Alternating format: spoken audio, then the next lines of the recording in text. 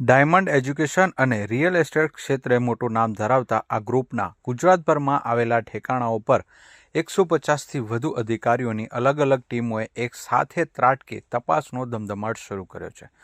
સાથે જ અનિલ બગદાણા અને તેમના ભાગીદારો તરુણ ભગત તથા પ્રવીણ ભૂતના ધંધાકીય સ્થળો, રહેણાંક મકાનો તથા વિવિધ પ્રોજેક્ટ્સ પર તપાસ કરાઈ રહી છે.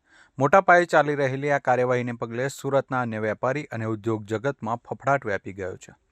આ ઓપરેશન માટે છેલ્લા ઘણા દિવસોથી ગુપ્ત રીતે તૈયારીઓ ચાલી રહી હતી અને વહેલી સવારે જ ટીમો નિર્ધારિત સ્થળો પર પહોંચી ગઈ હતી.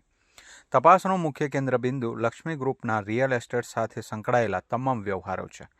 આવકવેરા વિભાગની ડીડીઆઈ વિંગ પાસે આ ગ્રુપના રિયલ એસ્ટેટ સોદાઓ અંગે અગાઉથી ચોક્કસ બાતમી અને માહિતી ઉપલબ્ધ હતી, જેના આધારે હાલમાં દસ્તાવેજોની ચકાસણી કરવામાં આવી રહી છે.